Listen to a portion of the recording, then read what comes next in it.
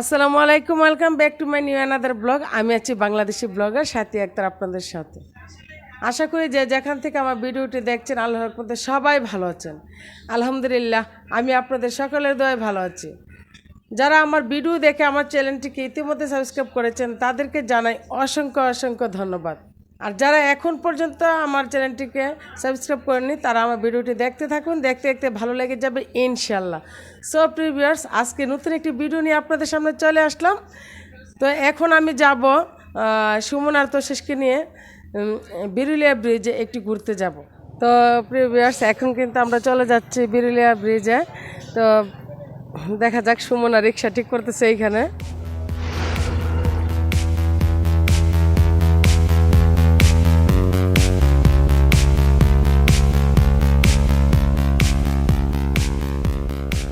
তো আমরা কিন্তু বিরুলিয়া ব্রিজের খুব কাছাকাছি চলে এসেছি। সুমনা, আমি, তোষিশ, তো আমরা সবাই চলে এসেছি। আসলে বিরুলিয়া ব্রিজে আসবো বলে আজকে কিছুদিন ধরে বলতেছিলাম। তো যাই হোক, আজকে আমাদের আশাটা হয়ে গেল। তো বিরুলিয়া ব্রিজে নাকি একটি জায়গায় খুব সুন্দর একটি জিনিস আছে, তো সেটা অবশ্যই আপনাদের সাথে শেয়ার করব।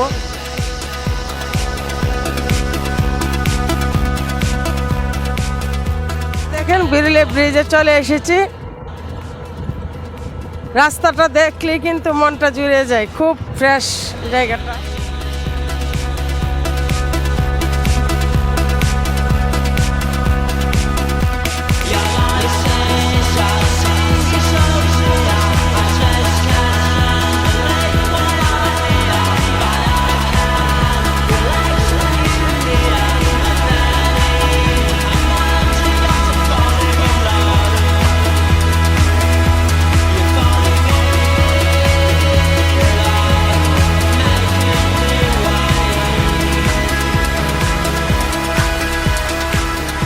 আমরা কিন্তু এখন রিক্সা থেকে নেমে গেলাম, কারণ জায়গাটা দেখে আমার অনেক বেশি ভালো লাগলো।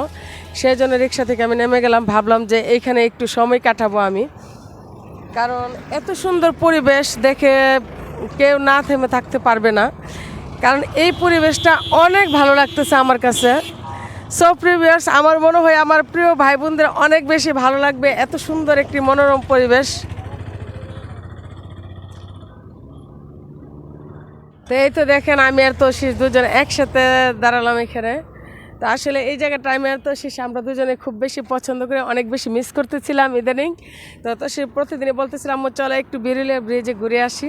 তো আজকে কিন্তু আমি আর তোষিশ ঠিকই বিরুলিয়া ব্রিজে চলে আসলাম সুমনাকে নিয়ে। তোষিশের কেমন লাগতেছে এখানে এসে বলো? আমার অনেক ভালো লাগছে এখানে এসে। কিছু বলো, প্রিয় ভাই বোনদের কিছু বলো, তোমার আন্টিদেরকে। যারা আমাদের চ্যানেলে নতুন আছেন তারা সাবস্ক্রাইব করে দেন, পাশে থাকা বেল আইকনটি অল করে দেন। আর ভিডিওটি ভালো লাগলে লাইক করবেন, কমেন্ট করবেন এবং শেয়ার করবেন। যাই হোক, তোষিশ যতটুকু পেরেছে ততটুকু আপনাদের সাথে বলেছে। তো আলহামদুলিল্লাহ।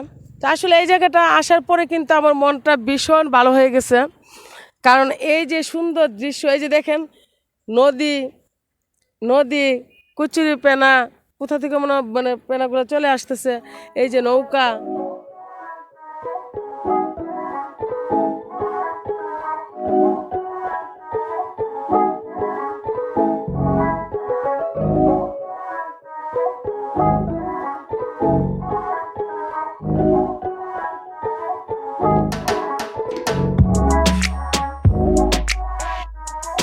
এই সাইডটা কিন্তু আমার কাছে অনেক বেশি ভালো লাগতেছে, কিন্তু আবার এখান থেকে দেখেন রাস্তার ওই পাশটা অনেক বেশি ভালো লাগবে, ওই পাশে রাস্তা। তা আলহামদুলিল্লাহ এই জায়গাটা এসে কিন্তু আমার মনটা ভীষণ ফ্রেশ হয়ে গেছে, অনেক বেশি ভালো লাগতেছে। তো আপনাদের কাছে কেমন লাগছে অবশ্যই জানাবেন। তো এখন আমি আপনাদেরকে এমন একটা জিনিস দেখাবো যেটা না দেখলে আপনারা মিস করবেন। সে পর্যন্ত আমার সাথে থাকুন, ইনশাল্লাহ আমি সেই জিনিসটা আপনাদেরকে দেখাবো।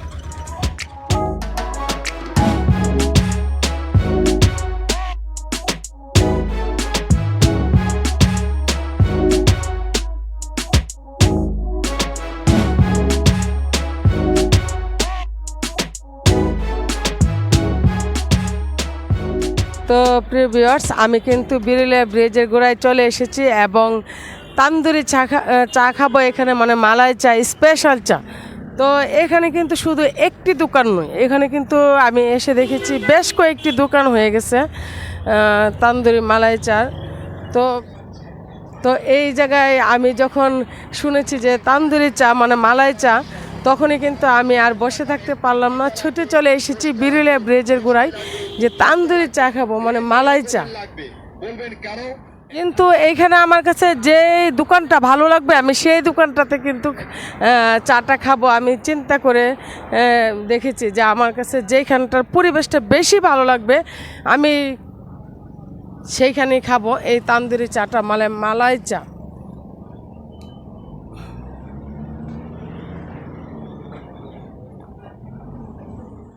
তো আমি দেখে নিচ্ছি কিভাবে ওনারা তৈরি করে এই তান্দুরি চা মানে মটকা চাটা।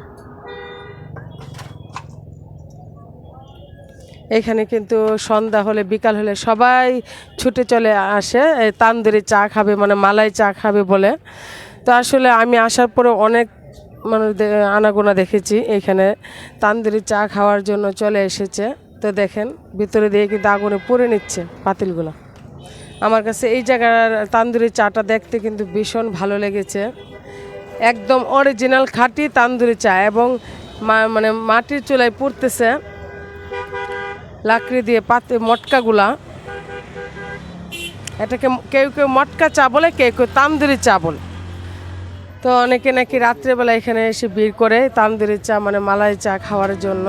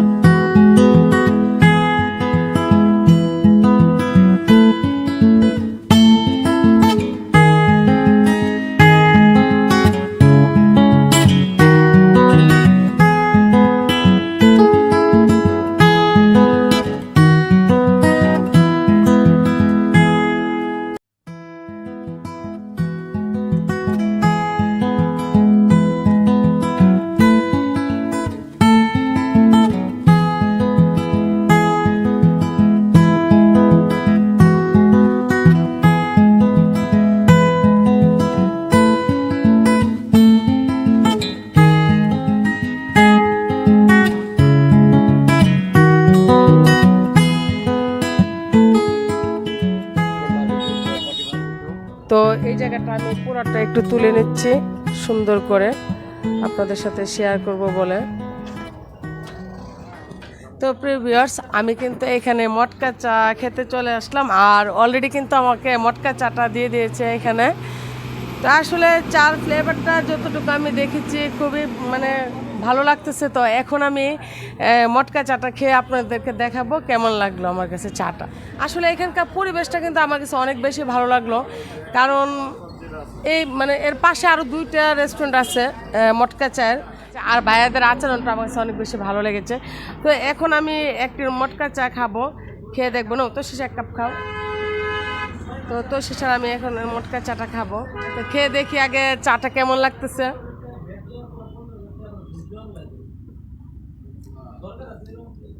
সত্যি অন্যরকম একটা ফ্লেভার, খুবই ভালো লাগতেছে।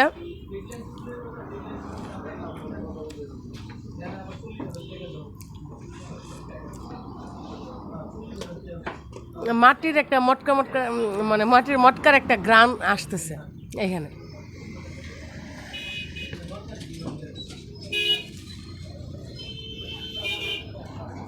তো সত্যি আসলে ভালো লাগতেছে কিন্তু এই মটকা চা খেতে, মানে মালাই চা।